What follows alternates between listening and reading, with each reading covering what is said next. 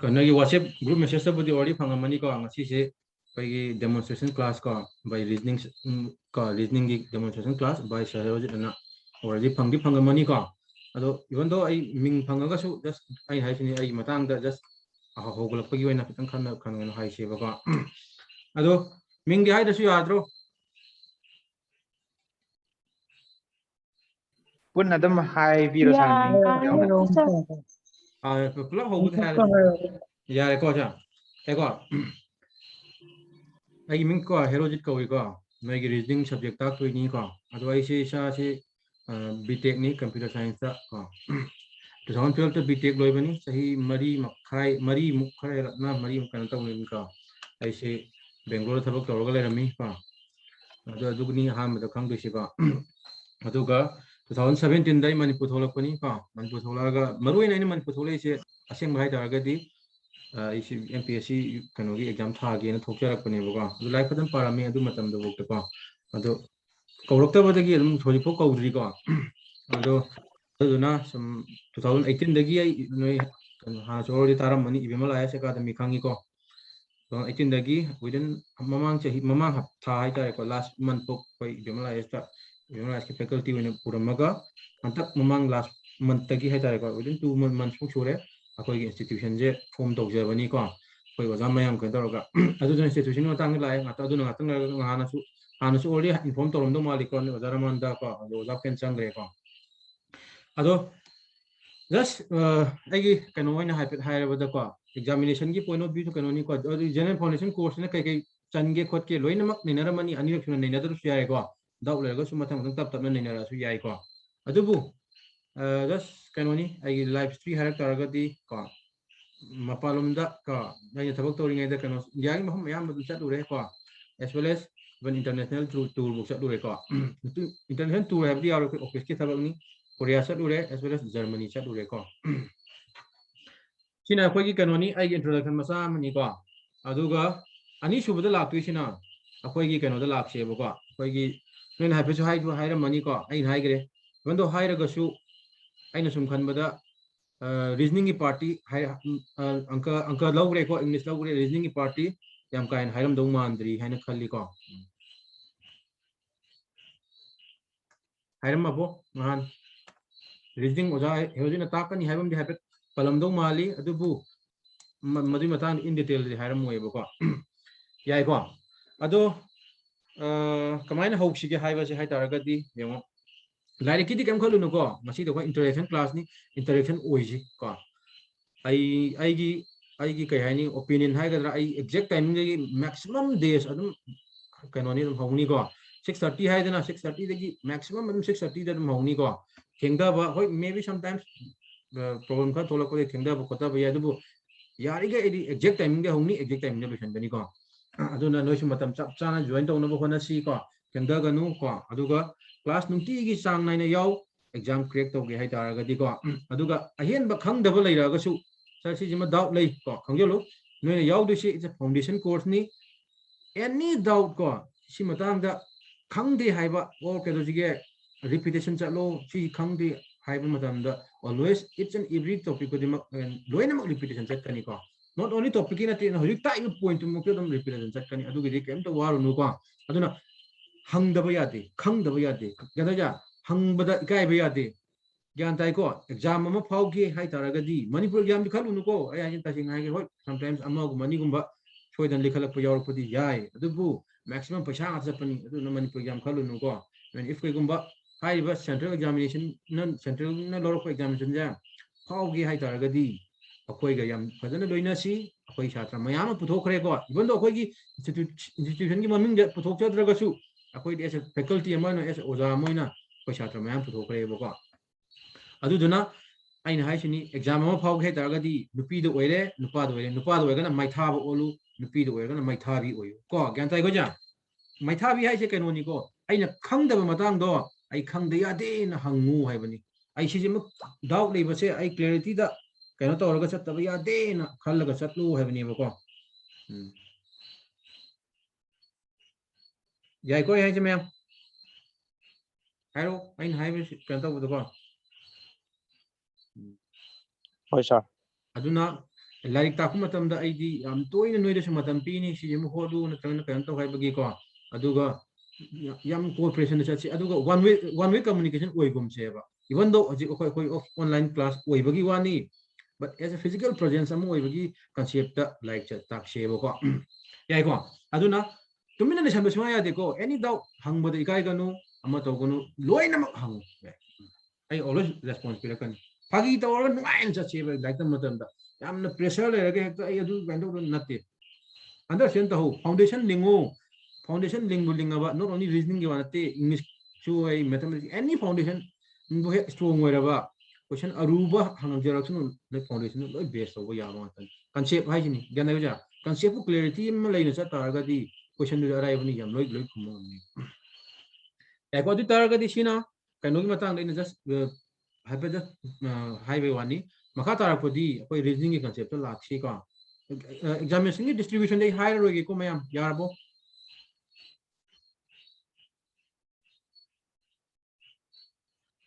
higher adu हाइफेट चावराकोम ता हाइबियोने have sort of higher mobile car. Yeah, examination here. When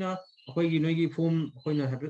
Urambas, I go examination list Mayam people. People Mayam say examination Amaga, exam pattern, Amatamana, de syllabus, Amatamana de. Can tell you. Adu Quina generally, when the general foundation course higher question, high examination Mayam Sing, Madu cover up means cover to another syllabus to Stala Anivo. Yeah, I don't know how you cover to another Matamda. Maruin a exam sim Mukal Ani Tone Kaidu Eko. Mukal Tone Kaidu Asia, Madu exam Anito Katan lay have another. Yako. Madugi high examination pattern Mukal Anido Mayam general in a Kayani Kara Mayam Kangagan examination Mukal Anita Kaidu Eboga. Kaino Dagadi Assassin over examination Hibanga, banking examination Hibanga. Yako. Today the assassin over examination Hibamatam the ne. Kai telling him, right? Mayam Lake, Maduding Han, you know, like Hanga Money and Kaliko. Adu high mayam sing siga railway level examination siga ato makal examination siga syllabus happy mane magi style hang question hang bagi style ja happy mane similar oina adu duna koina aina hire ko matam da always hire kani sin ssc gi pattern gi ni ko hire targadi noi khangjalo cds wagera ko ib wagera ko net wagera madu gi similar pattern da hang kani ha ko ngo yai ko adu banking examination high targadi sbi pu wagera ibps pu wagera rbpu wagera clerk wagera ko Adagi Nagi RBI assistant Buhaiger or even RBI grade B Buhairasu, Magi can manari. Yago. Adagi not only can not insurance examination Mayam like Yago, high examination sing or the FCI examination high examination sing pattern among the manana. Similar or up the level. Syllabus have a similar or a as well as pattern have a similar. I do not generally broadly Anitona Kaiduraka Niko. Kamaka Mine Haiba. Assessina ain't hiding aina question. It's an every topic could make in my subtopic Mam Lakaneva. Hide was subtopic in the SCD and a career and Hangali, China banking Sarukini, Hiragadi, and Kangelo focused on Amon Amagi differentiation doing Loinum Lane Pira and Kaunukoja. Loy hide you hire can you call? Yeah, I go. Sir. Next, I cannot talk Sika. I Sinamuk reasoning concept la si ko reasoning si satra singna anu han angka tara min tara mani mathematics sorry English tara mani loi mathematics English loi tara mani reasoning hai subject han ta grabo ta ba mi yaw grabo tare ba ko okay asu kai de ko aya mana ta da bana namam gani hangani ba ko khara amna so reasoning hai su kai no ni hai ba mo ko high reasoning have it's mayam so am to in haina ba mayam madi logic yam haibani he logic yam ling mani he ka haina ba wadu ko wadi ti tai ko aja tai ko adum responsible ina ko mo ko nungai na sa si ko ado adu ko high ba reasoning logic yam haibani hai ba sa tai kam tagi lai la ko na te ba aina hai ge ba si ko hoi mayam logic haiba to khane madi logical based concept to ni logic the based to ni hai ka su kai de ba I know Mosika Higa Taragadi. Reasoning is Kaino Taragadi, it's nothing but it is based on possibilities. Reasoning has a possibilities the based on possibilities later Dragadi reasoning Tola Moe Kang. Can tell you reasoning have subject Tola Moeduna, Mangona Yawi, mathematics Europe, English Europe, history Europe, geography Europe, physics, low any subject. Low in Yokelapia, depending on my topic Matung and a man later. Yago. I do the Mokangelo. ꯑꯗꯨꯗꯨꯅ ꯍꯥꯏꯔꯤꯕ reasoning ꯍꯥꯏꯕꯁꯦ ꯄꯣꯁꯤꯕꯤꯂꯤꯇꯤꯁꯇ ꯕꯦꯁ ꯇꯧꯕꯅꯤ ꯍꯥꯏꯔꯒꯗꯤ example ꯑꯃ ꯍꯦꯛꯇ ꯍꯥꯏꯔꯁꯦ ꯑꯩꯈꯣꯏꯅ example ꯑꯃ ꯍꯥꯏꯕ ꯃꯇꯝꯗ ꯌꯥꯏꯀꯣ ꯅꯣꯏ ꯅꯈꯨꯠꯇ ꯆꯥꯟꯗꯤ ꯆꯞꯄꯤ ꯑꯃ ꯄꯥꯏꯔꯦ ꯍꯥꯏꯔꯁꯦꯕ ꯆꯥꯟꯗꯤ ꯆꯞꯄꯤꯁꯦ अंका का मरी लेनाबनीको नखुद चांदी चप्पी पाइरे हाइरु चांदी चप्पी से टोस्ट तौ मतमदा हेट तागदा तेल तागदा हाइबो ngमगद्रा ngamde ngमदेको ngमदे हाइबसे आई डोंट नो हाइबदे खुमगद्रा नतगना कमाई खुमगदगे हाइबदुनि बला I don't know answer examination खुममगदिना मा फंगद्रा phangoi फंगोइको फंगोइदबे पोनिना अखोइना माई ओइबा याबा is there any possibility for that outcome हाइबम ला ओइद्रो is there any possibility for the outcome of toys to point to higher can yai ko aduna high possibility to kai kai no hai taragadi it can be head or tail hai de natro possible outcome do head na taga tail hai de ne adi taragadi sida khoin possible ama wahai ama tap tabra tappe ko aduna high possible wahai se sidagi ne reasoning possibility to leiram dragadi reasoning ki concept la khangu ko si jema ko next point li yengse adu taragadi si jema khangjale aduna reasoning yam nungai bum leiba wari se aina ne wari li oni like topic ki ko na mayam la la sani ko kem khalo no it's an every topic ta kani kem khalo no ko hai but keno mayam sin je mai pai nungai ri jate kem tana teba reality yam mana iba ma se reality ko real life ki ko noina noigi real life no thengna ba wari paring oigara thengna ba punchi do thengnai do si jiga ne reasoning de hang ka da examination ki post keno siga ne yam similar oil le ba ne ko example ama hekta hai si ko ai kano to bodo yemo ai screen share tawra example pirak ki ko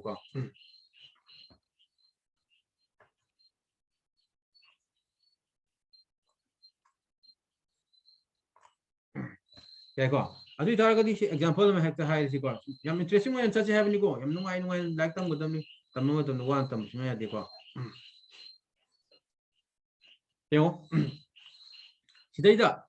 a have no p no pam le ba nganda aduga kedo sige sana kan side b have no p le ba ya moi ni ne unabagi lambi se ama khatang lei ba kada moi ni unabagi lambi se ama khatang lei hai unabagi lambi se ne a su at the same time da la e b su at the same time da la e moi ni unaga da nukti unaga da ta unaga da unaro da ro yes sir ni ko unadu ta ga di haja ba ni nukti unara ga di nupi nupa se nukti unara ga di masam sana dum etroken pol ko sai pole nuksinare hai ta ga di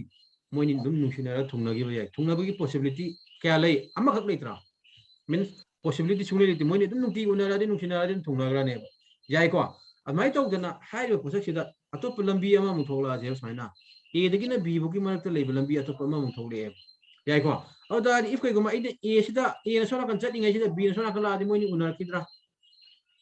उनारोय को उनारोदि दादि के दसिगे मोइनी नुसिनाबगी चांग हंदरक जाय हंदरकनी अदु हंदरअगदि अमु कैदोसिगे थुंगनाबगी चांग हंदरक्त्रो example नि को हाइजे interesting होहन जेना को हंदरअगदि कैदोसिगे पोस मोइनि थुंगनाबगी चांग लुखले हाइबनि याय को अमाय तौदना अतुप लंबी अमा उम थोला सेबा याय को जा अतुप लंबी अम थोला लंबी जो लंबी याम खलेगे पोस कनो दिगे मोइनि थुंगनाबगी चांग हंदरक्त्रा हंदरे को अदुदगिदि अखोइना कै लोखन बे याय खंगो पॉसिबिलिटी याम खलेगे ज्ञानजा पॉसिबिलिटी मींस मोइनी उनदबगी पॉसिबिलिटी हेंकलाई गई मोइनी थुंगनबगी चांग हंदरकनेबा याइको सिदगी अखोइना कै लोक्सन बई ngamgदगी हाय तारगदी if there is more possibilities ज्ञानजा if there is more possibilities the difficulty the question is को possibility yang khale गई question लुबे हेंकलकनी खंगे लुको जा अदुना सिदा रीजनिंग द possibility याम द्रिगै नो हराओ क्या तागजा अदुना possibility yang khale गई question लुबे हेंकलकनी माइदो नुपा नुपी थुंगनबगी लुबे थुंगनबगी चांग हंदरकपदो मे हंदरकपादि मोनि थुंगनबगी लुखले हाबनेबा माइदोगना पॉसिबिलिटी याम खले गई क्वेश्चन लुबे हिंकली हाबसिम कावनु को याय को सिना कनोनी को एग्जांपल पीबे वानी को नेक्स्ट का दोजिगा तारगति आई रीजनिंग द कोई रीजनिंग द के सिलेबस चली ओवरऑल सिलेबस चली हाबदो आई ओवरऑल वन पिरम गे को हान बिगे न को अदुगा मथंग मथंग हाइब टॉपिक सिंग दुदा ओवरऑल जन सिन सी टॉपिक तो माइ टॉपिक तो लापन हाइ सेबगा मागी सिलेबस दा कोइना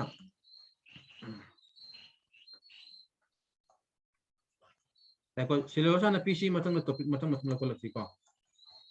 आहान मत सिलेबस टॉपिक मयाम नै टॉपिक ति को अदु मयाम जो वन बाय वन तब तुने इरा अंतंग इरम सेब को आहान मत कोइ लखो तुइसे के दोसिगे कोडिंग लखो से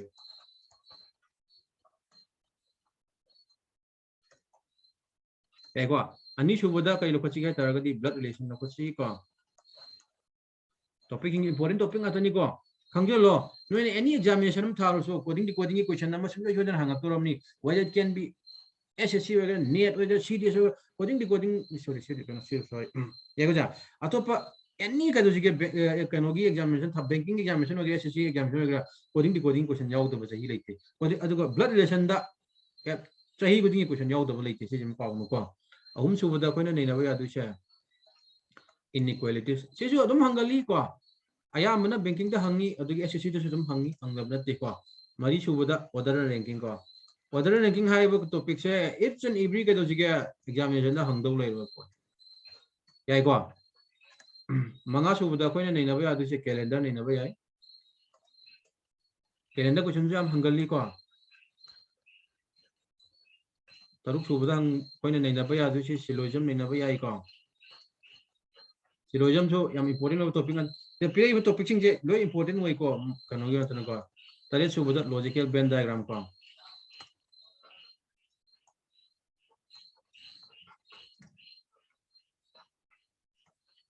देखो निपान सुबदा कोई नैनब यारिसी कनो नैनब याइको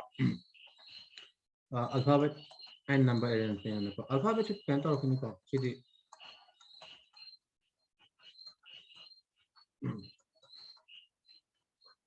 alphabet and number देखो अदुगा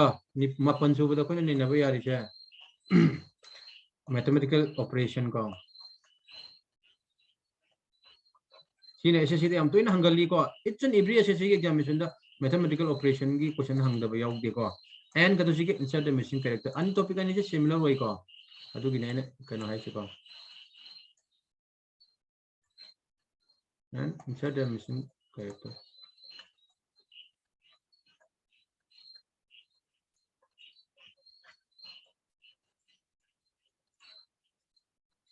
देखो तरा सुबदा कोई नैनब यादुसी क्यूब एंड डाइस को 11 सुबदा कोई नैनदुसी डायरेक्शन एंड डिस्टेंस को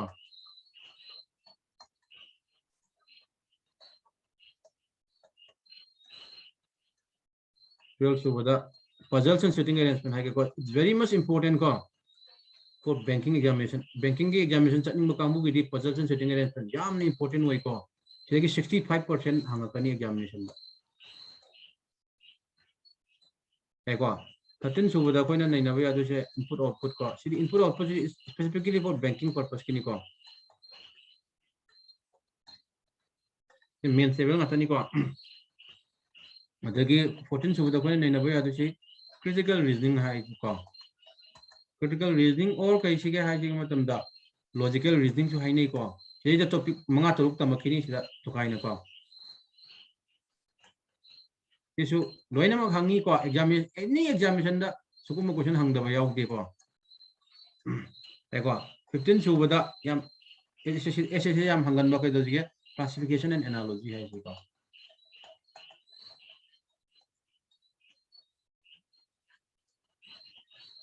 सीधा याम लोई चल ले टॉपिक सिंह को चंद बा या बम तो यावरक थे को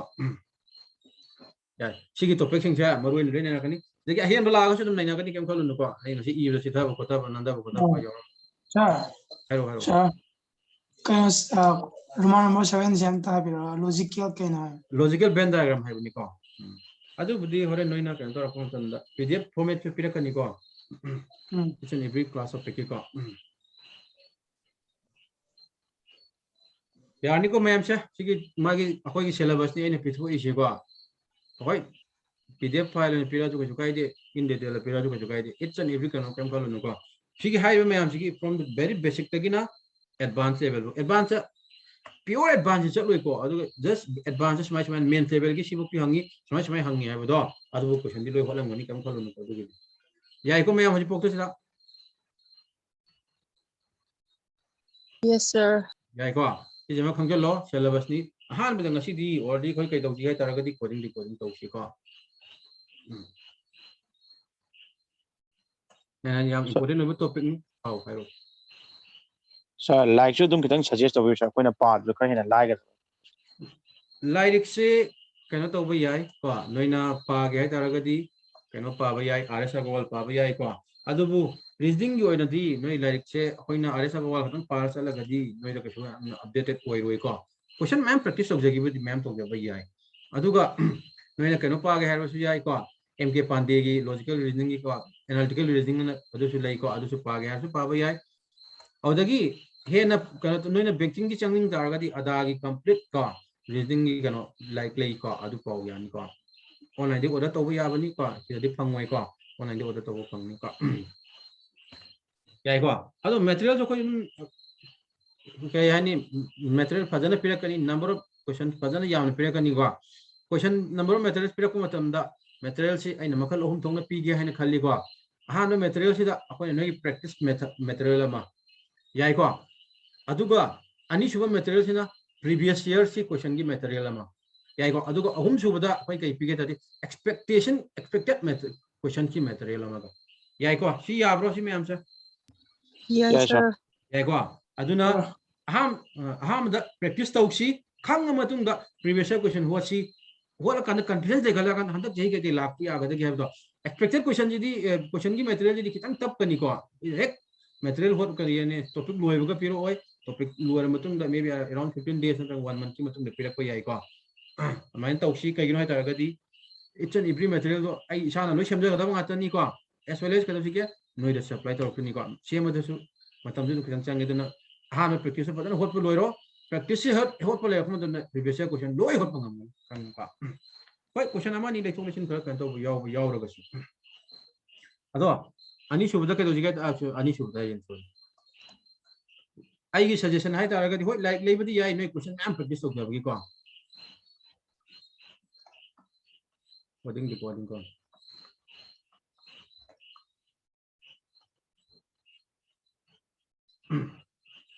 लाइक लेगे हाइबदो लेयु यायबको क्वेश्चन प्रैक्टिस तो अदुगा मोइना होलेबा मेथड स्टाइल दी होलुनु को होलगदी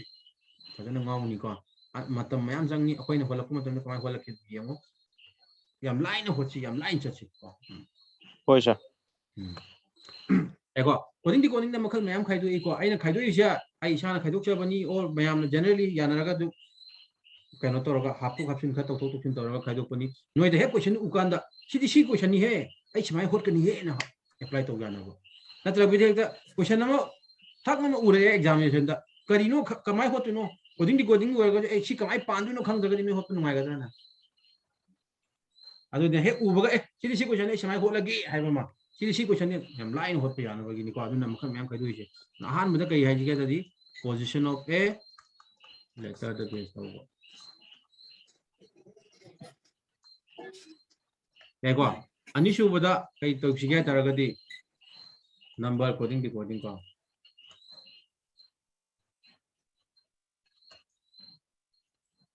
कोडिंग नंबर कोडिंग का हाल है को अहुम सुबदा कोने नै नदुसे लेटर टू लेटर कोडिंग आई सी कैनोन में मैम के एग्जामिनेशन की पॉइंट ऑफ व्यू दा करम कनो दगी एग्जामिनेशन पैटर्न हंगे है लोय हारम सी को मरी सुबदा कई हापसी के मिसलिनस सान हापचलसु याय को मिसलिनस सान हापसी ता को दसमाइन आई मेथड सिगी मोंग ताला कने मंगा सुबदा एलिमिनेशन मेथड को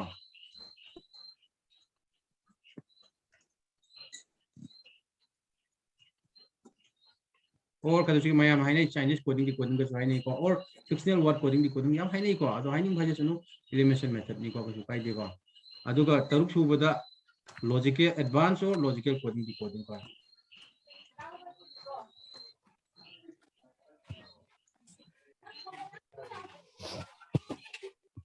देखो 7 सुबदा अल्फा न्यूमेरिक को देखो अल्फा न्यूमेरिक कोडिंग को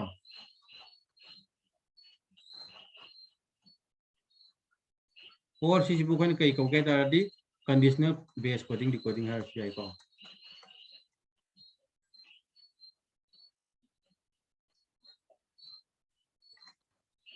देखो मंगा निपान सुबदा कोने कई ने नरकदगे तादी मैट्रिक्स कोडिंग डिकोडिंग को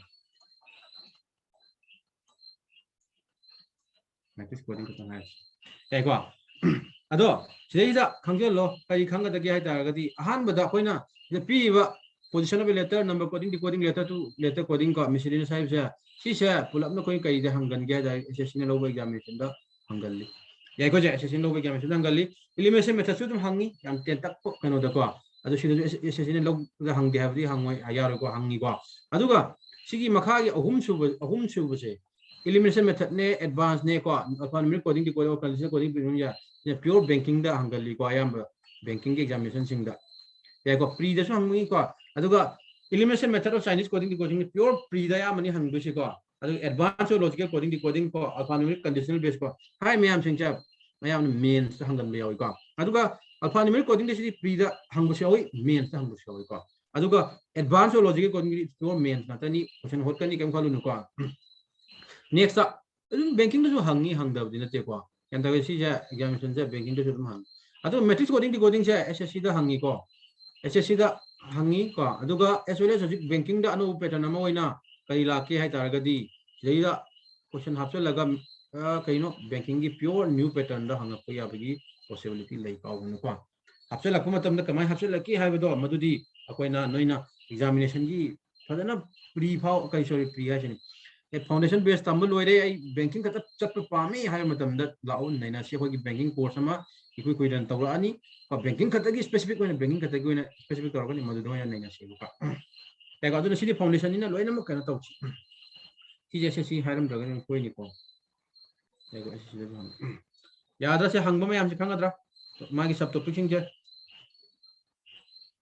like ta ko hodri bani ko ai ta ko like ta ko hodri like ta la ka ni hoji ko hoji hawra si coding decoding hawra si ko coding decoding hawra ai hai concept saga chi wari yam nungai na chachi ko yan tawchi yango mayam su khangara mani kai do ga taragadi sida 143 gi meaning khangum yaw yaw da bairo yam lai yam lai gre ba kai na ro ni anybody na num khanda I like you lai sir okay I love you. I love you ko I hate you I hate you ko yamudi yam yami ba ko adu nang nupi I imda miss you. nupi im si thi yo ma thom ge ta di kai ko ga de to ko I love you hai ro dro example ni nang nupi je nupi im lai re nupi du nang si thi da je pudi mobile matam ni na nyom na message dang thajan me yai ko yai ko adu bu khoji akhoi di thai na akhoi nu sina ko tam di चिठी की खुदांग दे हो रही को हजी mobile से ना रे को या को तो क्लासरूम द ने नुपी म ngoksan ngongna ba je dum lo yauna ba ta ni ko ko yaw ri noi yaw ro ni ko ada चिठी द yom jel laga thom kan da nang na 143 नुपी द thome नुपी द su 143 thome halle e ba nang harau ba haina se harau ro sa kai harau ri no nang di nang 143 halli do kai haina han se ba I love you na har thari na to sa ha ba de harau de zum khanda sa harau ngai lai te positivity ya ja adu da nupi do nang sana mo halak ko ta ma gadi no harau ro ha chum me ba ko I hate you hara ma gadi is there any issue kai ge si bo sa se di clear cut ore nunga ni se adu di clear cut no ai do ani se pau phona bra du da di mana haini 143 ngata ni ko ani se pau phona bra nupa si nupi se pau phona bra du da sir kano ne tangkhai am phone hai ta sir suba phona dre meaning ma phona ri ban se bo ai nu si hare maybe ai na I have ko maybe phona budi phona bi ai do ai na pam de ha bani ba harau budi ya ai ko nu param sai te ge nu piram sai de song ji ai harau bo song ngo je phona ha budi ya ko aduna it means le la ni point ti kano gi wana te ko ai na je 143 che coded form ma kala mani mayam na di khangna da ba akhang mi si yor ngani khang da mi si yor ngani masi na ha ma ta mi si yor ngani ko kaina makun si da nupi na tra nupa ko jara ti ba kang ko or na tra ga icham cham na jara ko kang ko su kai di kam khalu no ko ai adubu ai di pura kaino ni ko da ma ta ni ko te kam ta man roi ko ai ni pakhang sa bi ka ko ta ni no ri ngai da ko na ho ko li sala kan da ma tha sa ni ko so ko di ne thaba kam pak phang ngal pat na long ko ko e ko to nupi koi de nupa koi de kam waru no ai kon family ne arrange tor ko ngoi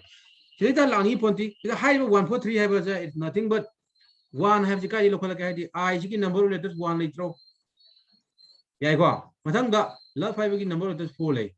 you have gi number of letters 3 lei si da gi ma gi hai 143 kai sagala kai di ma gi number of letters the base of project form makala ma ko we yai ko ja ado aina si da important way point te ina te aina coded form ma lei di coded form se aina ta semjal laga oxem semjal ma ya de can based on certain criteria hairo certain condition amagi makha same gadabani ba same baduda kenda same badu nanga same na same paksem sin laga pau phongna gadaba ani pau phongna dragadi kai meaning ko kadake chumra hai chibo ꯍꯣꯏ ꯁꯥꯔ ꯆꯨꯝꯃꯤꯀꯣ ꯑꯗꯨꯗꯨꯅ ꯄꯥꯎ ꯐꯥꯎꯅꯕꯁꯦ ꯃꯗꯨꯕꯨ ꯑꯩꯈꯣꯏꯅ ꯑꯃꯔꯣꯝꯗ ꯍꯥꯏꯇꯥꯔꯒꯗꯤ ꯃꯤ ꯑꯅꯤꯒꯤ ꯃꯔꯛꯇ ꯄꯥꯎ ꯐꯥꯎꯅꯕꯁꯦ ꯃ꯭ꯌꯨꯆꯨꯋꯦꯜ ꯑꯟꯗꯔꯁꯇꯦꯟꯗꯤꯡ ꯍꯥꯏ ꯑꯃꯅ ꯑꯃꯒꯤ ꯈꯪꯅꯕ ꯍꯥꯏꯕꯗꯣ ꯑꯗꯨꯃꯥꯏꯅ ꯃ꯭ꯌꯨꯆꯨꯋꯦꯜ ꯑꯟꯗꯔꯁꯇꯦꯟꯗꯤꯡ ꯍꯥꯏꯕ ꯑꯗꯨꯃꯥꯏꯅ ꯇꯧꯗꯅ ꯀꯣꯗꯤꯡ ꯗꯤꯀꯣꯗꯤꯡꯗꯁꯨ ꯀꯩ ꯂꯥꯛꯀꯗꯒꯦ ꯍꯥꯏꯇꯥꯔꯒꯗꯤ ꯖꯦꯅꯔꯦꯂꯤꯅꯤꯀꯣ ꯑꯩꯁꯦ ꯁꯦꯟꯗꯔ ꯍꯥꯏꯕ ꯑꯃ ꯂꯥꯛꯀꯅꯦꯕ ꯀꯥꯎꯅꯨꯀꯣ ꯑꯩꯁꯦ ꯁꯦꯟꯗꯔ ꯍꯥꯏꯕ ꯑꯃ ꯂꯥꯛꯀꯅꯤ ꯑꯗꯨꯒ ꯀꯩꯗꯧꯁꯤꯕ ꯔꯤꯁꯤꯚꯔ ꯍꯥꯏꯕ ꯑꯃ ꯂꯩꯒꯅꯦꯕ ꯑꯩꯈꯣꯏ ꯁꯦꯟꯗꯔ ꯍꯥꯏꯕ ꯑꯃꯒ ꯔꯤꯁꯤꯚꯔ ꯍꯥꯏꯕ ꯑꯃꯒ ꯀꯣ ꯑꯗꯣ ꯑꯩ ꯁꯤꯒꯤ ꯀꯩꯅꯣꯁꯦ ꯃꯨꯊꯠꯀꯦ ꯃꯁꯤ ꯑꯣꯖꯥꯁꯤ ꯕꯦꯔꯥ ꯀꯥꯏ ꯑꯥꯏ ꯂꯚ ꯌꯨꯗ ꯇꯥꯛꯂꯤ ꯍꯥꯏꯕꯒꯤ ꯀꯩꯅꯣ ꯈꯟꯈꯤꯕꯁꯨ ꯌꯥꯏꯀꯣ ꯀꯟꯁꯦꯞ ꯍꯥꯏꯕꯒꯤ ꯋꯥꯅꯤ ꯈꯪꯍꯧꯀꯣ ꯏꯝꯄꯣꯔꯇꯦꯟꯅꯤꯀꯣ ꯌꯥꯏꯀꯣ ꯅꯦꯛꯁꯇ ꯂꯥꯛꯁꯦ ꯑꯗꯨ ꯇꯥꯔꯒꯗꯤ ꯁꯦꯟꯗꯔ ꯍꯥꯏꯕ ꯑꯃꯒ ꯔꯤꯁꯤꯚꯔ ꯍꯥꯏꯕ ꯑꯃꯒ ꯂꯩ ꯍꯥꯏꯔꯦ ꯑꯗꯨ ꯇꯥꯔꯒꯗꯤ ꯍꯧꯖꯤꯛ ꯌꯦꯡꯉꯁꯦꯕ ꯁꯦꯟꯗꯔꯒ ꯔꯤꯁꯤꯚꯔꯒꯤ ꯃꯔꯛꯇ ꯃꯣꯏꯅꯤ ꯄꯥꯎ ꯐꯥꯎꯅꯒꯦꯗꯤ ꯀꯔꯤ ꯍꯥꯏꯕ ꯃ꯭ꯌꯨꯆꯨꯋꯦꯜ ꯑꯟꯗꯔꯁꯇꯦꯟꯗꯤꯡ ꯑꯃ ꯂꯩꯒꯗꯕꯅꯤ ꯍꯥꯏꯕ ꯌꯥꯏꯀꯣ ꯃ꯭ꯌꯨꯆꯨꯋꯦꯜ ꯑꯟꯗꯔꯁꯇꯦꯟꯗꯤꯡ ꯁꯤꯒꯤ ꯃ꯭ꯌꯨꯆꯨꯋꯦꯜ ꯑꯟꯗꯔꯁꯇꯦꯟꯗꯤꯡꯁꯦ ꯁꯤꯕꯨ ꯑꯩꯈꯣꯏꯅ ꯀꯣꯗꯤꯡ ꯗꯤꯀꯣꯗꯤꯡꯗ ꯀꯔꯤ ꯀꯧꯒꯦ ꯍꯥꯏ ꯇꯥꯔꯒꯗꯤ ꯄꯦꯇꯔꯟ ꯍꯥꯏꯅꯤ ꯌꯦꯡꯉꯨꯖꯥ ꯁꯤꯕꯨ ꯑꯩꯈꯣꯏꯅ ꯀꯩ ꯀꯧꯋꯦꯕ ꯄꯦꯇꯔꯟ ꯀꯧꯋꯦꯕ ꯌꯦꯡꯉꯨꯖꯥ ꯁꯤꯒꯤ ꯄꯦꯇꯔꯟꯁꯦ ꯑꯃ ꯍꯦꯛꯇ ꯄꯦꯇꯔꯟ ꯑꯣꯏꯕ ꯌꯥꯔꯣꯏ ꯃꯗꯨꯕꯨ ꯑꯩꯈꯣꯏꯅ ꯀꯩ ꯀꯧꯁꯤꯕ ꯄ꯭ꯔꯣꯄꯔ ꯄꯦꯇꯔꯟ ꯍꯥꯏꯅꯤ ꯌꯥꯕ꯭ꯔꯥ ꯃꯌꯥꯝ ꯁꯤꯁꯦ concept sagalai khango ko aduna sigi mutual understanding sigi pattern sibu nang crack to bunga maba coding decoding any question yam lai loi khumba ya yari ko ai haining ni chem mayam Yes, sir. yai ko adugi point ni aduduna sigi pattern je kai kai lege nataga coding decoding da kamai kamai sagalak puno haibado nainana bagi damak tani ko akoina coding decoding tam doi se ko yai ko aduna noi mayam ju khangang mani whatsapp haiba se mayam hai e masidi kanoni encrypted kanoni mi to end to end encryption lei koli ha taram mani whatsapp le paina bani na center tha iba message se ato mi kam tana marak gwara pa bangam de receiver to kadam pa duni hai center tharam dai encrypted to tha gani ba और सी coding decoding ko encryption decryption ha ga thang ni encrypted to tha gani coded form tha gani ba hai coded form se receiver to han tok charu ga pa jaru do ni ba adu ne ba ko encryption decryption ha ga thang nei ko adu gi matang yam nei na gum se ko di examination point to the point of dialogue se yai ko aduna ahan muda koina ai ta coding decoding gi subtypes man pi re ko subtypes cha first subtype to koina kai to jigai taragadi position of a letter gi concept to se yai ko ma'am ya bro Yes, sir. yai ko next ta kari hai jigi hai taragadi position of letter la kuma tan sida lak tringai da mu hai ra se yai ko message sama tha ba se yam batung kano to hai si noi sai ga nang message thana matam da sentence thana bro am dang thana bro da ke ha thana ge the paragraph ka sounding bunum ta ka di paragraph sang sang yi thana rang thana dra na you kaino ka no ke lai hin thana rang mani ko to bo potu nei hai si ko ado thana ba si da sentence paragraph ama ira kuma tam sagalak se coding decoding concept sagalak se ba kano to kuma tam da paragraph ama ira kuma tam da paragraph se kain sagalak ira ke ta sentence kharan sagali hai ga hai ro Hi. hai ni ko adem sentence am thugai kuma tam sentence am kai sagalak ke tar ga di english concept ni ko word kharan sagali hai ro Hi, sir. hai ni ko mathang tam hai word sim kai sagalak ke hai kai sagalak ke ge Letter. letter no ya go ja letter na adugi deida sida yam interesting point am wari na tan niram ge ko amazon na taram mani loi tai ko e degi na jet ma erom ka pani khang bra do amazon gi symbol da ꯈꯪꯉꯦ sir khangi ko madu meaning kai hai no ꯄꯣꯠ ꯂꯣꯏꯅꯃꯛ ꯑꯦꯗꯩ ꯖꯦꯕꯨꯛ ꯐꯪꯉꯦ everything ꯐꯪꯉꯦ everything is available in amazon hai bani ko everything is available in amazon hai gi meaning di pot ama lai tara ga di kai ma maming thon dro mayam si ko tholi ko hai ba maming thon ba se kai no tara ga di e degi jet yam loi thong phau ga thong gal adu na any maming am tholo e degi jet gi kanona thola mada bani ada di everything is available in amazon hai bani ko yai ko sin amazon gi wale ado koi coding am laksi coding lak matam da point hai ra gi ain hai gre watching letter hai baduna letter se khang draga din coding khang bo yar hoye ba ain hai gre message to encrypted to tha gi na hai word to gi coded form do sample la tha du ni ba tha du ni na nang ka do ji ge nang hai letter dum gi concept to khang draga di tha nan to bo yar hoye ba aduna letter khang hai ta di kai no alphabet khang da bo yar hoye coding khang ge ta yai ko ma'am aduna ai ngasi aham bo ibagi tapcha bai wani kem khalo no thujala ki thujan ji adagi tapna dum sumaina dum tapna tala chala su kesu kai de adu concept clarity le horogadi yam lai khang ye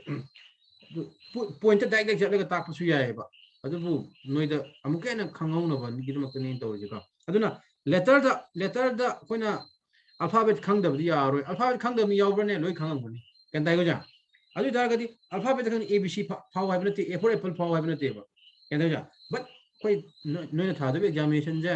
graduation level के examination ni kana to matam da adu duna at least abcd kitang extra hoina kamai pa ji ga dar ga di abc mai pa ji hengi no abcd year na phao da phabi ro kum che ba ego si concept ta padana properly phao che ba ko kamai pa ji ge a ko a ga z ka ko b ga y ga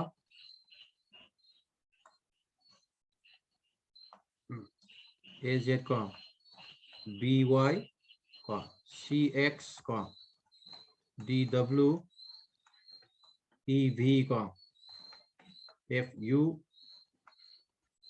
gt को अंदर hs ir को jq को सिगी लोने ना तुम सी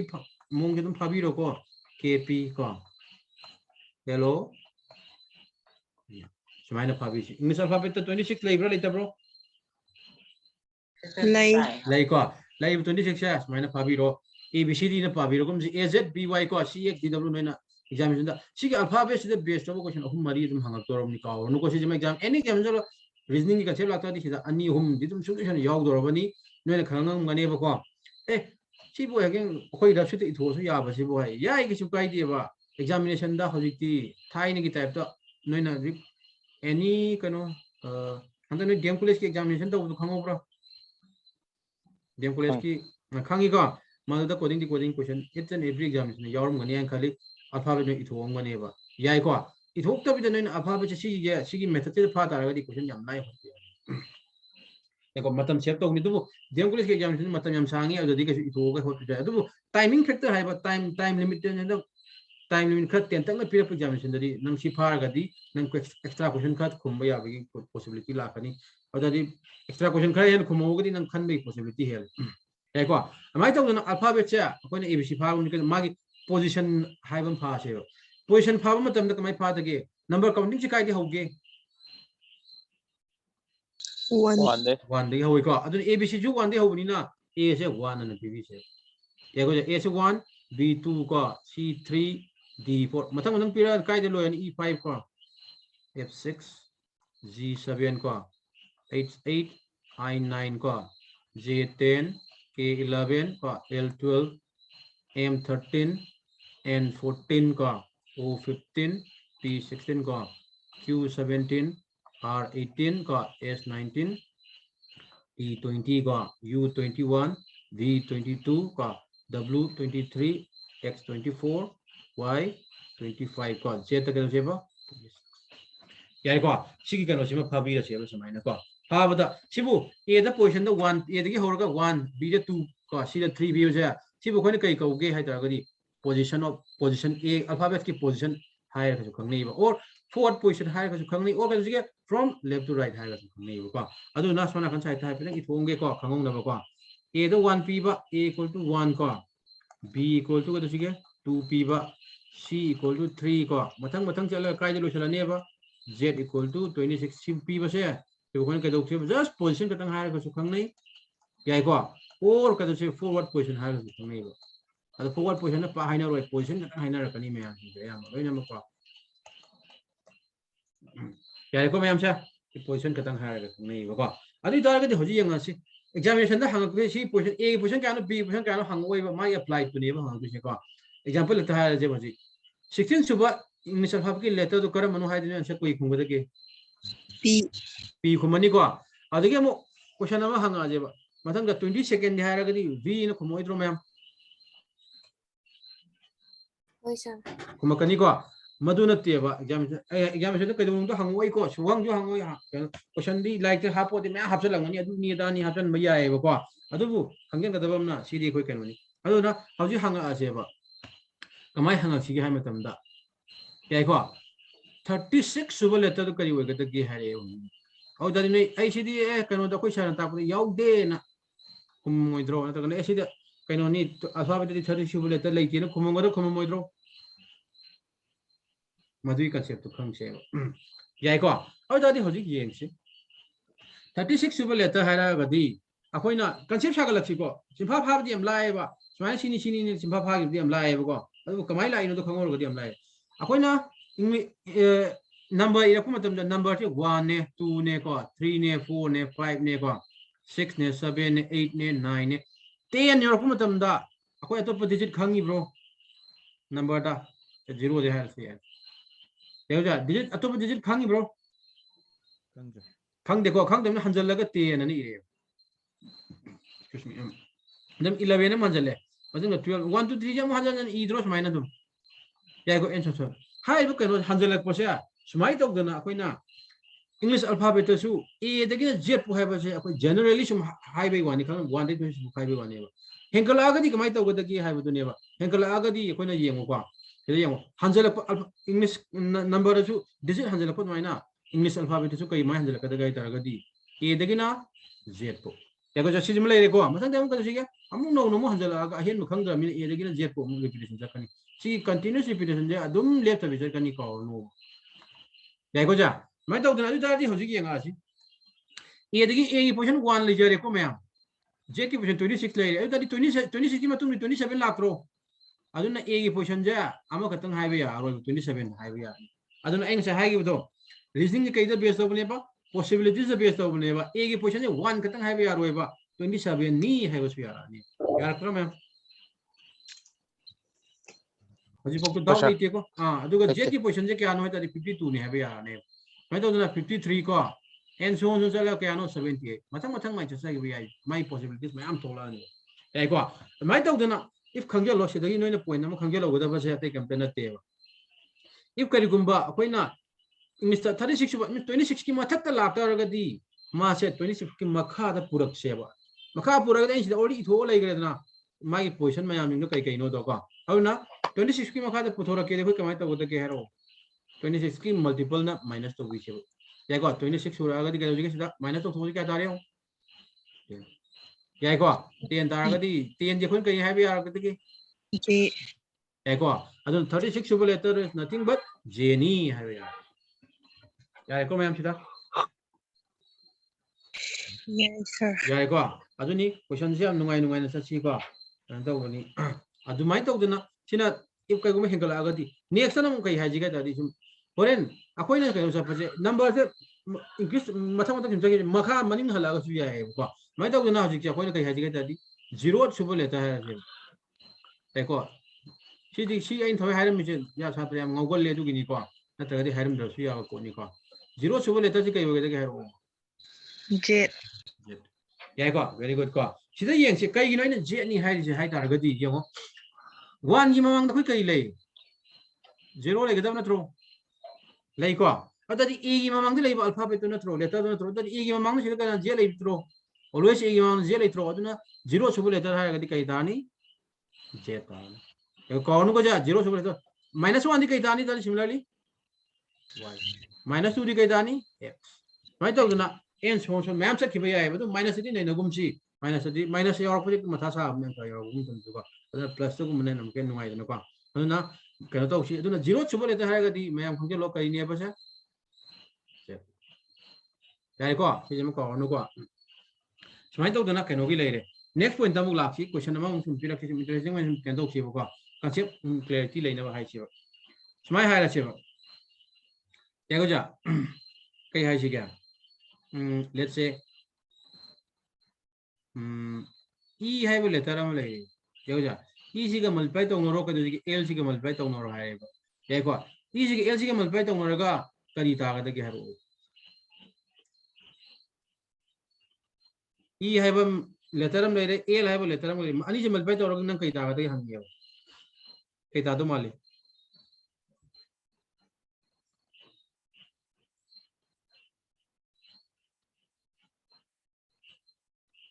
कई तादो मान गया C tabro. C the taro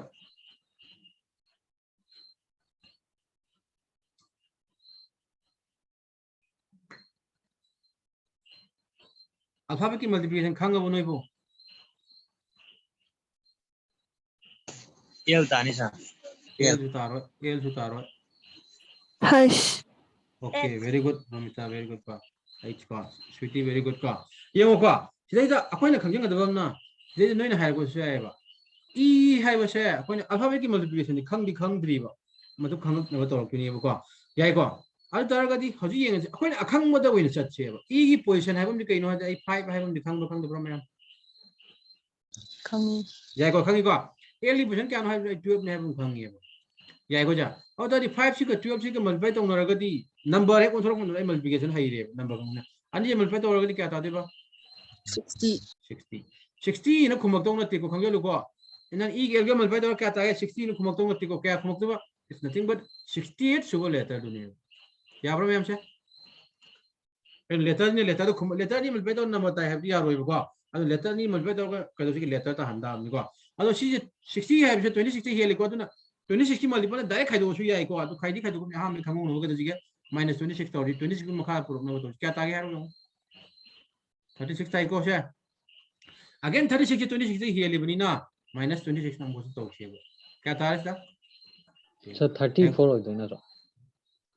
34. 34 oh sorry oh my mistake ko plus minus honor ko 34 ko ji kya ta ni to disna 8 यानी को जा 8 सुबह लेटर ये कई दानी है तारगत 8 सुबह लेटर तो इट्स नथिंग बट 8 है अपन नॉर्मल लेटर तो क्या थंग बे यानी 8 क्या को ना कई है जे बा ई एल का मल्टीप्लाई तंग नरगा के तो सी के बा नंग 60 ता है कनु कनो ता है कनु ई एच के मल्टीप्लाई तंग नरगा क्या ता है बा 8 ता है बे यार देखिए कोई लोकेशन मंगम मिसे कई लोकेशन मंगम गे है तारगत जी अल्फाबेट्स की मल्टीप्लिकेशन या है बनी मल्टीप्लिकेशन तो मंगम है और अल्फाबेट की मल्टीप्लिकेशन तो तारगत जी अल्फाबेट की प्लस तो बया रोद्रो एग्जांपल लेट्स से दिया के गा जे मल्टी प्लस ऑप्शन हुआ है क्या था नहीं था हजी करो के गा जे गा प्लस ऑप्शन हजी क्या था कि यू था कदर ने you 21 low so 11 plus 10 दिगा 21 okay very good देखो मतलब प्लस ऑप्शन हजी यार वो ओके यार को जा हमें तो ना multiplication ya ta di plus wi ani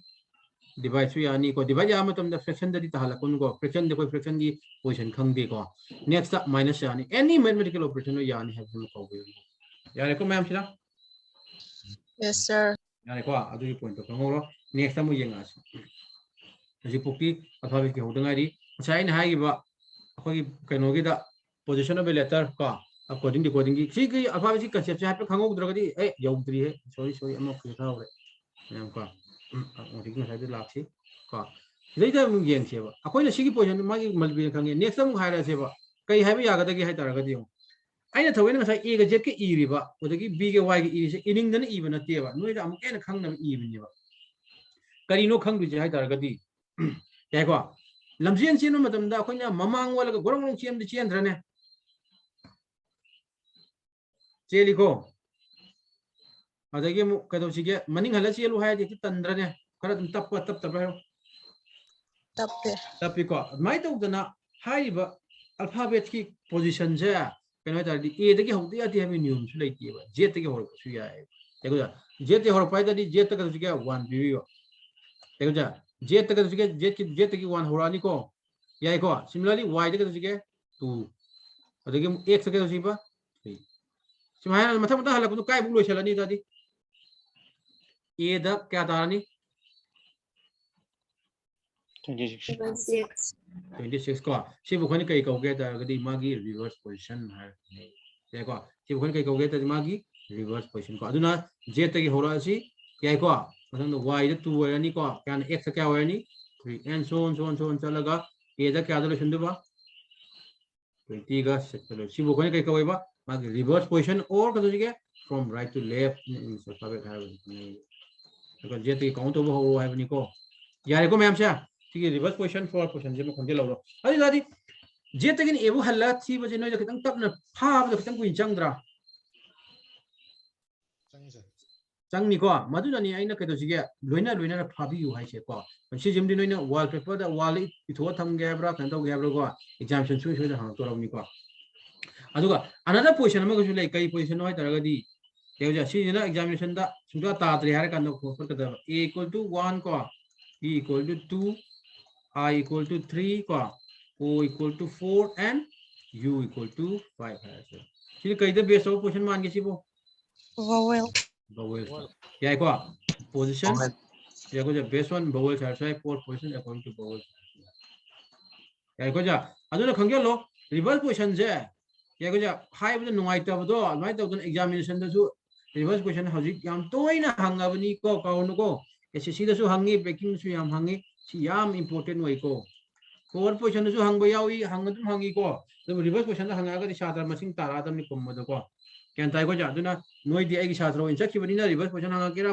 position बवल की पोजीशन के अकॉर्डिंग हंगा केरा नॉर्मल पोजीशन हंगा केरा लोइ खुंबो ngमगदबनि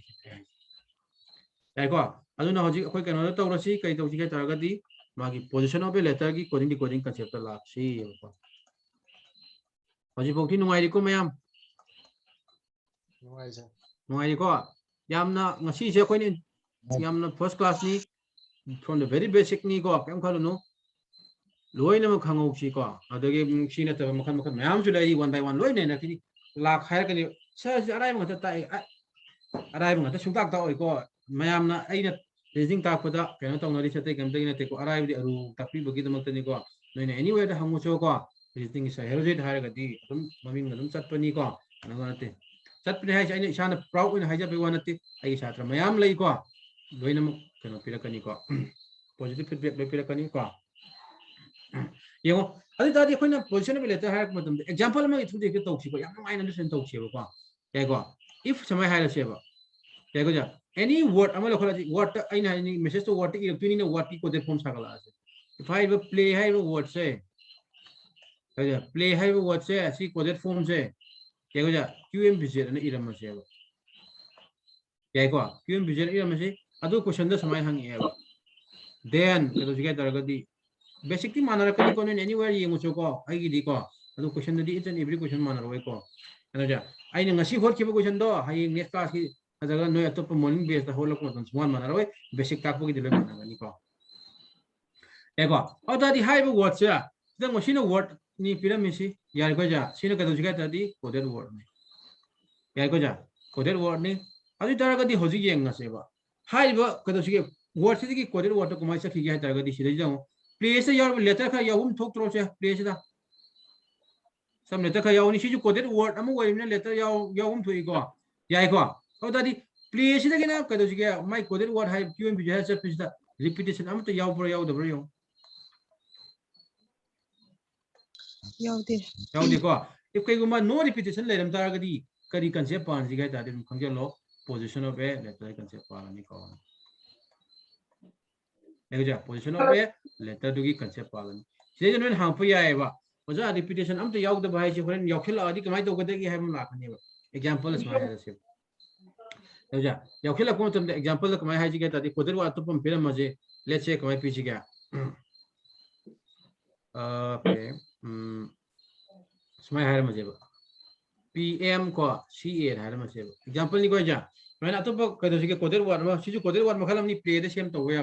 यदि A का P का हंजनद्रो हंजली को हाई बो हंजन बसे हंजन जरखनु इफ कई गदो हाई बो कदो सिगे प्ले सिदगी कदो सिगे वर्ड लेटर खुदि मक्ति हंजलक्प्रा हंजन देखो लेटर खुदि म हंजलक्त्रगदी नो रिपीटेशन हाइ अम त हंजन दे याते हैबे नियम मते बा मागे आइना ngasa हाइ गे coding mutual understanding pattern proper pattern म हाइ गी बदो मदु दो मदु पैटर्न तारकना होना मतम लेटर रिपीटेशन योरप याएबा बट नॉट ऑल हैबनी नो रिपीटेशन हैबदी लेटर रिपीटेशन हंजलक्तबा अदुगा कदो से हंजन मखा यावरागसु बट नॉट ऑल की कंसेप्ट तो होइतारगदी पुलब हंजलक्त्रगदी कदो सेबा पोजीशन ऑफ लेटर कंसेप्ट पालिसी हैबनी याए को से मैम से अदुना खंगलो एग्जामिनेशन स्माय हंग तारगदी छि पालानी दक मदु कंसेप्ट अप्लाई तो लो आइको नेक्स्ट येम से अदरी हाइब प्लेस की वर्ड से कोडेड फॉर्म से कमाय सागलके छि हैबदो छि क्वेश्चन खुम बदे राइबनी को छि नते को कंसेप्ट तो क्लियरिटी खंगौ छि हैबनी को अदरी होजि येंगा जि आई प्ले हाइब वर्ड से अंत इथोके देखो छिदा मागी पोजीशन दो मथं मथं त हाइरो मैम के हारो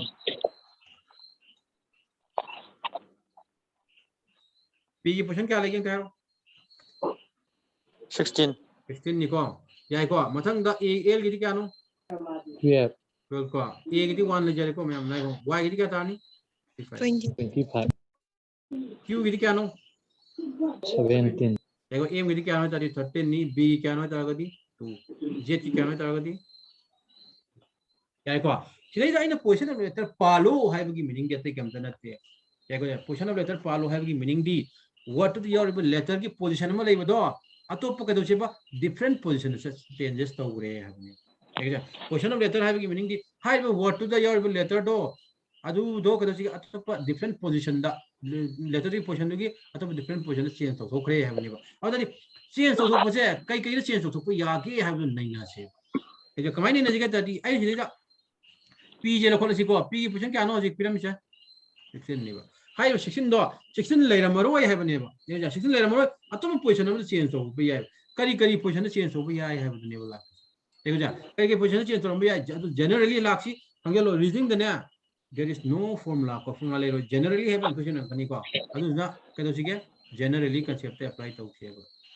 देखो जनरली कदो सिगे तरगदी +3 की रेंज से चेंज हो बे याय देखो जा +3 को रेंज तीन को पिरेचा +2 को नेक्स्ट का तो सेबा +1 0 दा चेंज तोरम गोद्रो हेलो माय पोजीशन दो मीन 0 दा चेंज तो 16 पी न थानम गोद्रा है बनीदा हेलो ने थानम मद्रो ऐसे थानम को 0 जदी के चेंजेस थानम को थानम का दी पी दो पी दन थानम ता दी मीनिंग थोकते को भाई माय तो पहन पैटर्न में तुने थमको यावे पॉसिबिलिटी दी लई तबे अदादी पी की पोजीशन जे येगो जा कनो दा प्लस यू 19 दा चेंज तोरम याय है बने बा येगो जा मथंग दम +2 दा हाप्सन दा 18 दा चेंज तो वे याय नेक्स्ट के तो चेबा +1 दा 17 चेंज तो वे याय एस वेल एस के तो सिगे -1 दा गा दी के तो सिगे 15 दा चेंज तो वे याय -2 वर्गना के तो सिगे 14 दा चेंज तो वे याय का -14 चल सॉरी का सर +3 है जैसे लिमिट ओइदर असिगी हेनबा यादे ना आई हार के जनरली हाई है दुना नहीं हेलप केम काई दे को एंदा जाई हार किनी को कम खनु 14 चेंज हो याई को मथंग 13 की जे सिगे सॉरी -13 दा जनरली अखोइना येंग दुसे अकॉर्डिंग टू कोडिंग दा +3 नत्रगा -3 की रेंजेस हान येंग से है बनिबा सिदगी हाकोल को मतुंग ना एनी खदो सिगे पोजीशन दा चेंज हो याई को मासे एनी पोजीशन दा चेंज हो याई है बसिम को यार बाजू दादे सिने जनरली नी को सिने हम कदो एनी पोजीशन चेंज हो याय हबनी खंगद्रा दु दादे मैम होजो याय को अदुगी पॉइंट लो खंगे लौरो अदुना सिजना मु कनोगी लेरे होरेन अतुप अमा हबसल के कइनो हाय तारगदी मासे कइना जदी हाय बकनो सिंग साइ सिदे पी से +3 -3 की 1 तो खजी कइ हाजी के तारदी हाय से कइनो हाय तारगदी मासे 26 से चेंज हो याय बा सॉरी 26 सॉरी माय मिस्टेक 11 दा ऐजा 11 से कइनो तारगदी मागी के की पोजीशन ओरंगनी ओइब्रो इदब्रो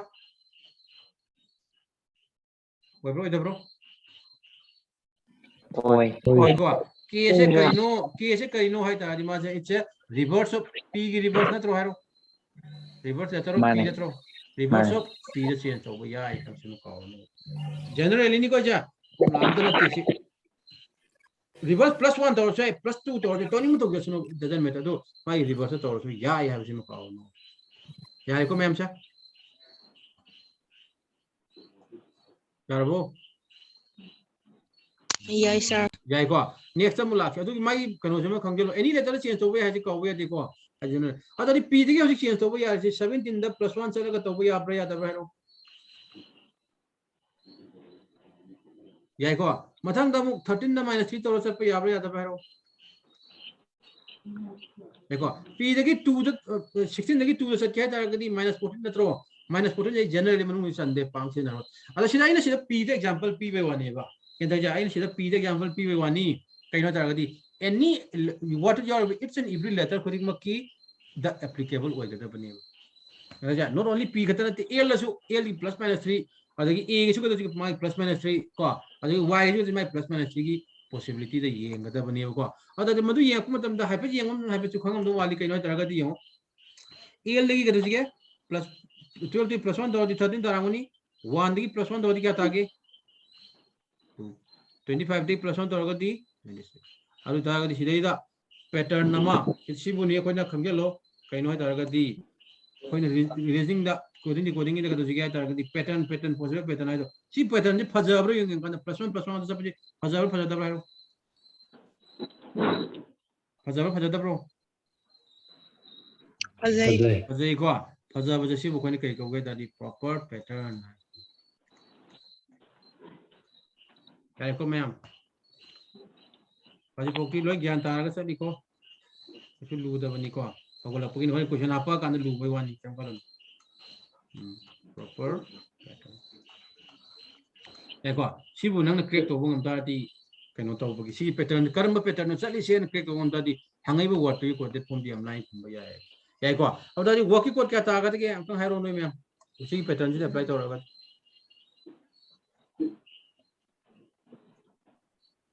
ꯋꯥꯔꯛꯀꯤ ꯄꯣꯖꯤꯁꯟ ꯀꯌꯥꯅꯣ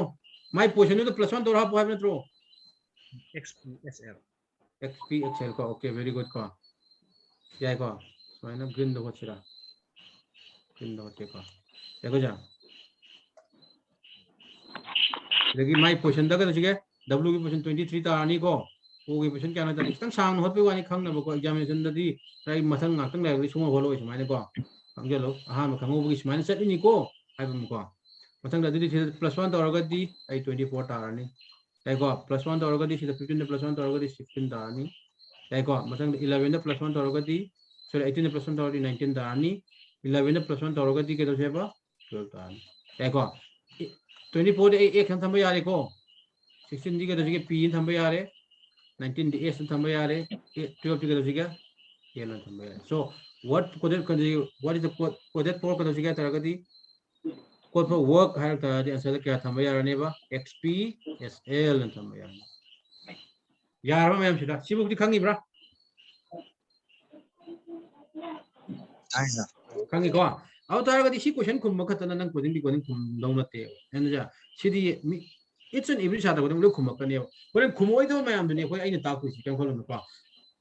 मी मैम खुमारोय नंगना आइगी सात्रा मो इंचा कितारे लो खुम ngam na ताकुसी अदुना क्लास सांगना याव तौसी को अदुगी पॉइंट नि को नेक्स्ट टाइम यंग अदुदी हजे खोय हाइक दिसा आइनो हजिक पॉसिबल पैटर्न ना सिदा हाइग्रे देखो इसिदा पॉसिबल पैटर्न हाइग्रे पॉसिबल पैटर्न कई कई लेगी हैबदो मदु नहीं आसे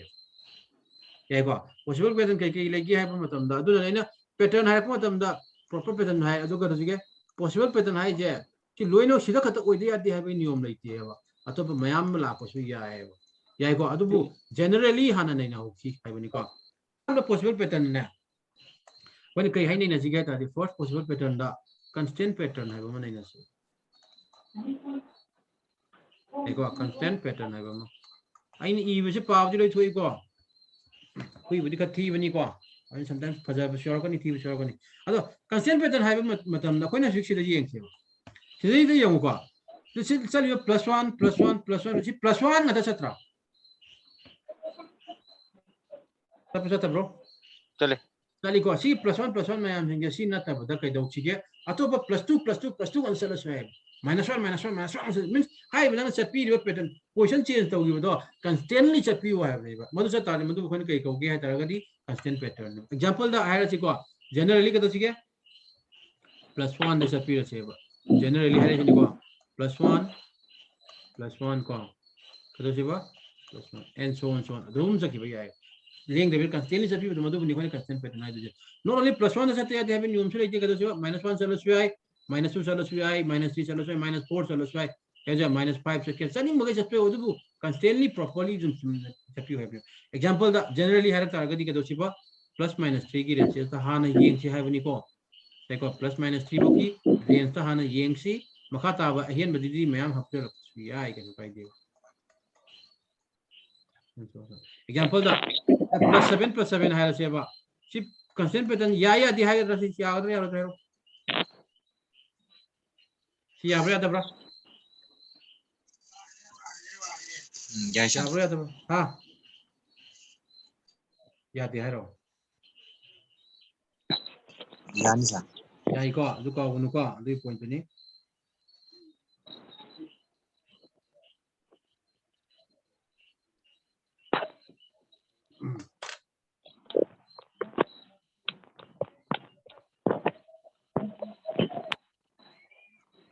याको अदु दादी होजि येंगा सिना कंस्टेंट पैटर्न हा मी कंस्टेंट पैटर्न मखलगी पॉसिबल पैटर्न नि को अनि सुबदा कोइन कई नै नजिगे हाय तारगदी मागी इंक्रीमेंट और डिक्रीमेंट पैटर्न नै नसि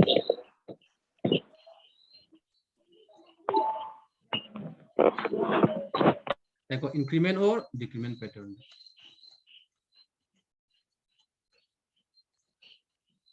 इंक्रीमेंट डिक्रीमेंट पैटर्न हाय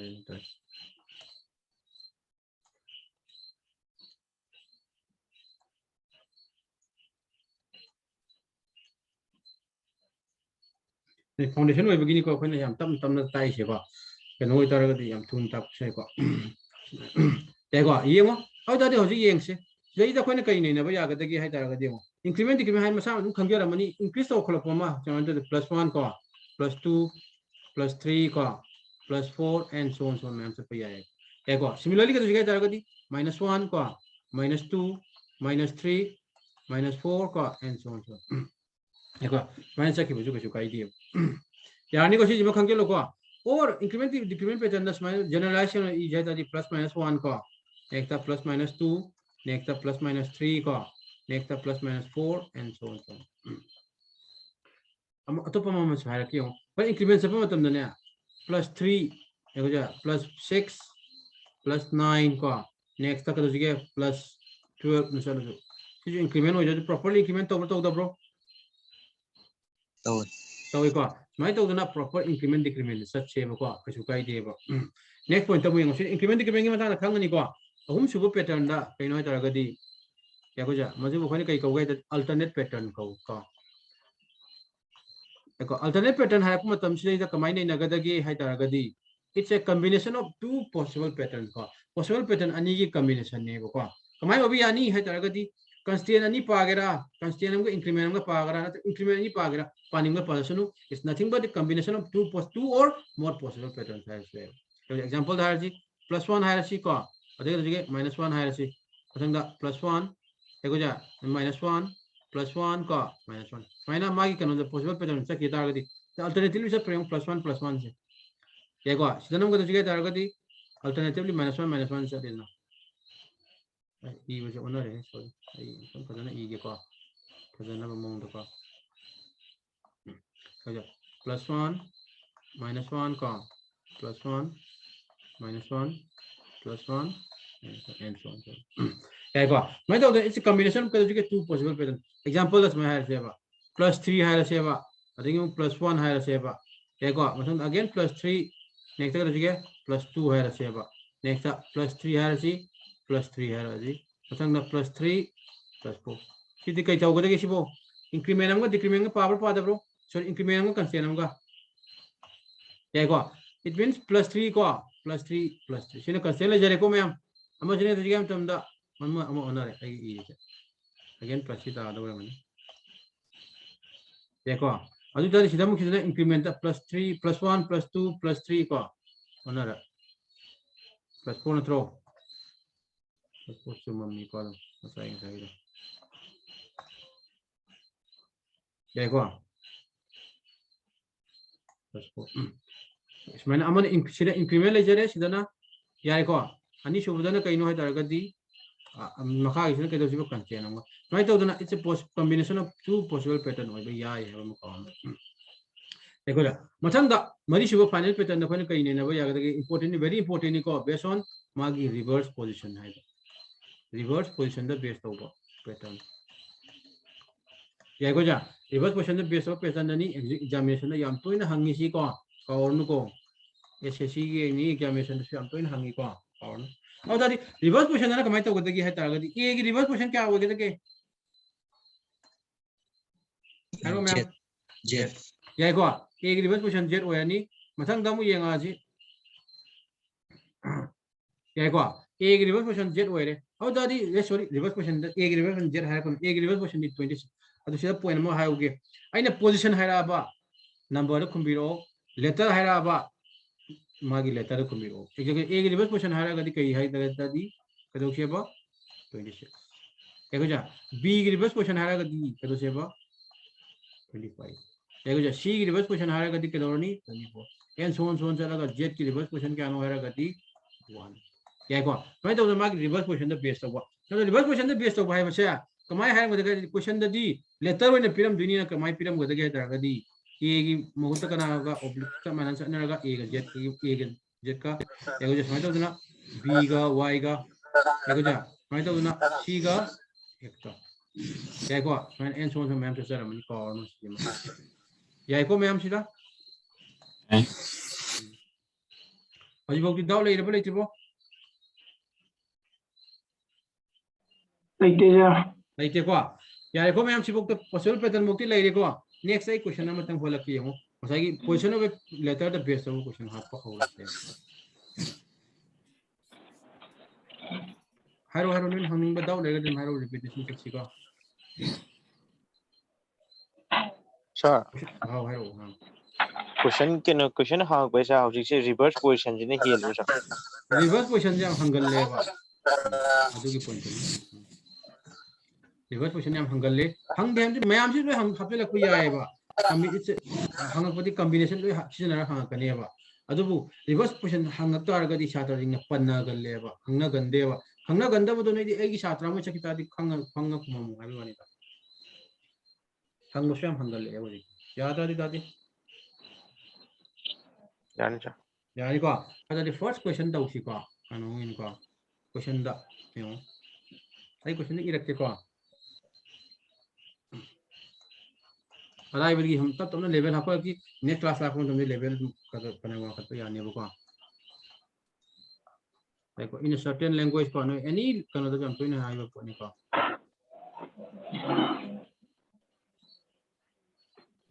देखो इन सर्टेन लैंग्वेज को planet को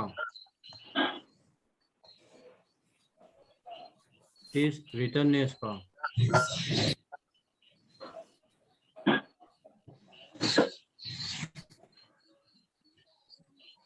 देखो planet is written as को R and C को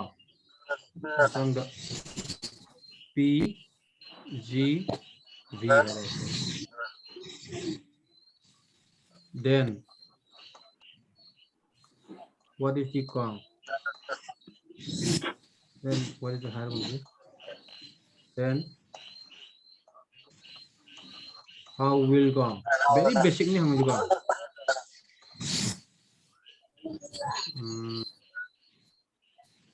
sun ko arai udah hoki ko sun how shall be written ये मत ट्राई करो मैं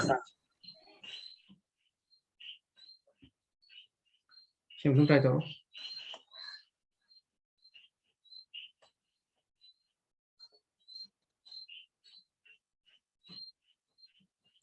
sir VWP okay UWP okay very good का सांग हो से तीन हो सिरो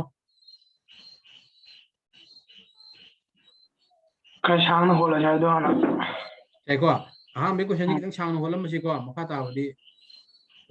नेक्स्ट क्वेश्चन दे जे के सांग होला रे को क्या है को सिना फर्स्ट क्वेश्चन नि को कमाय होत की दो ये देखो नोने खुंबा मतम दने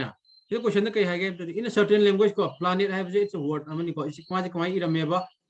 RN को CPGV है बनेबा सिना माय कोडेड वर्ड नि क्वेश्चन है हाउ वी को विल सन बी रिटन है सन जे कई यूनि इरम गदे है बनेबा को ओदारी होजी ऑलवेज इव मतम दा on the very basic का गुण को जा नोने सिजे आई खंगेलो प्लैनेट यार लेटर से हंजल प्रो पीडी हंजल को अतोप कई हंजल गे एन जो हंजल सिमाय नो रिपीट अदि जदी देखो खंगनि सिदगी कई है कचे पाला सेबा ए सि नो रिपीटेशन कचे बादी पुलब हंजलक्ति है बनी को नो रिपीटेशन होइदागदी कई कचे पान सेबा क्वेश्चन ऑफ लेटर पालानी है बजम को यारे को जा अदि ऑलवेज इव मतलब वर्ड सिना मथक थमगा इबी सेबा या को जा वर्ड ना मथक थमगा इबी सेबा यारे को मथंग द कोडेड वर्ड ला नहीं दा कितने था खा ले हवरे जन को न त है यंग नि क्लास क्लास में तो या को R का N C का P G V है से या को अदि पोजीशन द बेस तो हंग कनी हार में मागी पोजीशन जो लोइन में इथोम से देखो पोजीशन अंतंग लोई सोम से क्या तागा दे p पोजीशन क्या तानी 16 को a की पोजीशन क्या नोय तादी 12 a की 1 n की 14 e की 5 को t की 20 नोय ने खंगबो याय ए सा सा ले पोजीशन जो एग्जाम में हंगा याम लाइ खुमनी हांगी होजी सुमाइना सुम हंग दो सुनते को हंग सुम हंग 18 को n की को r की 14 n की 14 c की 3 p की 16 दारे को g की क्या नोय तागा दी 7 तारानी t की 20 v की 22 सिदगी के दो सिगे हाय तागा दी हो इके गुमा खोइना p दगी के दो सिगे 16 दगी 18 सके हाय तादी के दो सिगे +2 यानी को 12 दगी 14 सके हाय तादी क्या फंगे +2 1 दगी 3 सके हाय तादी क्या फंगनी +2 यानी को जा सिमिलरली 14 दगी 16 सके हाय तादी +2 नि को 5 दगी 7 जो क्या तानी +2 20 दगी के दो सिगे 22 जो क्या तानी यानी को और दारगदी हाई बो के दो सिगे सी +2 सिबने बखोना मागी प्रॉपर पैटर्न है पैटर्न +2 की पैटर्न फंगे यार कई पैटर्न नो कंस्टेंट पैटर्न और दारगदी क्वेश्चन दा हंगई सन की हां पुरा त्रो अदुना ऑलवेज वर्ड्स ने मसक थमगी इसी को अदुगा क्वेश्चन वन ट्विस्ट हंग पु याव वेबो क्वेश्चन ट्विस्ट हंग को कुम सोइदनवनी को कोडेड वर्ड ने मखा थमबी से यार को जा अदर वर्ड ने हजिक सीधा कुम का दा कमाय कुमनी +2 की पैटर्न नत्रो इधर एस की क्वेश्चन क्या नो 19 दारे को u की 21 नी n की 14 ने अब अदर इज +2 तोरगदी क्या तानी 21 तानी यार को जा 21 ने +2 तोरगदी क्या तानी 23 तारे यार को 14 ने +2 तोरगदी क्या तानी 16 यार को जा 21 जी की कनोडी क्या तानी u तारे यार को जा मैम अदुगा 23 की ना क्या तानी बा w तानी 16 की ना क्या तानी u w p तागा तावइद्रो मैम तानी को अदुई पॉइंट ने खंगे लो आंसर तो क्या था जी बा u w p लाइरम गनी दसे थे live live bro lai sir live को एम खलो नो मथंग नेक्स्ट क्लास ला खंतन जी बस समाइना लुबोय रे हार खिनि कम खलो लुबा केम खलो लुबा जे केसु लुबोय कांसेप्ट क्लैरिटी लेरगदी आइ हाइबो कांसेप्ट सिंगे पदन क्लैरिटी लेन सच्ची याम लाइन खंगो याम यार मैम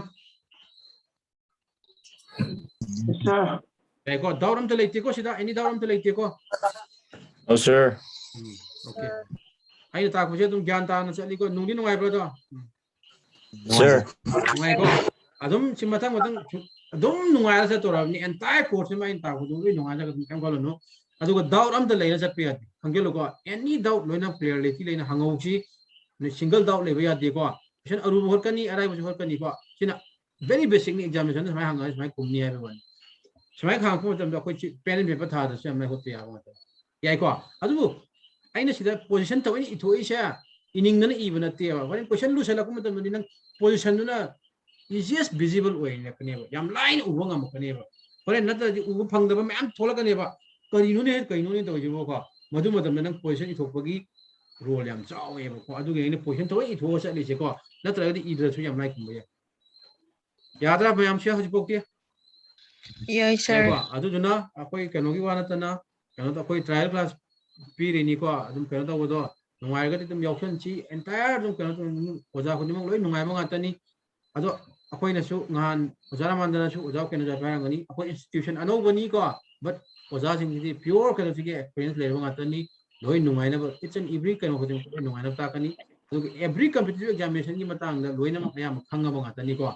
एग्जामिनेशन होजी कई हंगी कई हांग यागद की हाइबगे लोइनमक खंगको गाता खंगामो गातानी ना एसु वानिंगाय लेका नै फदन गाइडलाइन तौगे एग्जामिनेशन क्रैक तौनबगे मक्ता को अदुना कोर्स औसलु को कंतो को बदो को अखोइना हाइरम याय को कोइ आइजिन अखोइदी इंस्टीट्यूशन दी अनौबनी ओजासिंग दी अरिबो गातानी हेनि को अदुना मी खंगबी दे को तसें हायगदी मीना सु खंगदे कनो तो असेंग वारी मी थो हाय तागदी कइनोनी अखोइ इवेमल दी तोलक मतमदा यामना कंट्रोवर्सी ओइनागी को ओइनाबदुना मखल ओइजन अदु तो खाइना अदुना कोइ एडमिनिस्ट्रेशन की अखोइ तसें हायगदी मैनेजमेंट जो हाइते को ओजा गातनी को मैनेजमेंट हाइबसु नते एडवर्टाइजमेंट हाइबसु नते जस्ट लाइक तो ताकनी लाइक खतन ता को लेरमदगी मैनेजमेंट सा कोइ खंगदे को नो बदु मिना कमाय कमाय कर अदुबु नोइ द बेस्ट पॉसिबल कदौसिगे कनो पीनबदि होनागनी को लोइनमक पीगनी को करेंट अफेयर ताकनी को जनरल अवेयरनेस सब्जेक्ट लोइनमक ताकनी को materials लोइनम पीगनी को प्रिंटेड materials पामगत पीगनी को अदुगा पीडीएफ कॉपी थी इट्स एंड एवरी टॉपिक के लेनो पीगनी को याय को अदु कके हंनिंग बोले के तुम हाइरो जस्ट कनो तो होकी को sir हाइरो sir adu puzzle and distance की तो सर अदो PDF साइज यानी था भी रहने सर करम्बा puzzle and distance की तो अदुदी हर माय टॉपिक लाख मतम द कनो तो मसी को अदुदी माय माय की टॉपिक लाख मतम तुम पिरके हजुक्ति हाना दि ताक तुंगे दि पुथो कुमसी को ताक को हवरक पुगा तुम पीसी है आई ngasi नत्रगा हयेंग में कोडिंग कोडिंग मटेरियल ngasi तुम थारा सु याय को ngरे को अदुना माय माय की टॉपिक सिंग दि माय टॉपिक सिंग ला कान दा कनो तो की बको अदु ने पर्सनली तो काइना असि हंग पामगा दि आई WhatsApp नंबर नै कनो WhatsApp ग्रुप तो यारंग मनी को क्या लोइबनो 924 लोइब नंबर दुनी को क्या खोजा अदु दुनी आई की कनो WhatsApp नि एनी पर्सनल एनी क्वेश्चन ले सुन पर्सनली मैसेज तारो दुम रिप्लाई तारो को याय को दुदी मैम छा Yes, sir. याय को अदु दिन ngasi की मैम छा दे लोसल असि को मतम नंग नंग दब आई दि मन सुन थागल कनी को थेंग नदी पाक थारोय को Yes, sir. You, sir. Welcome Thank you, sir. Welcome good night Thank you, sir. Good night good night good night good night good night Good night. Good night, sir. Good night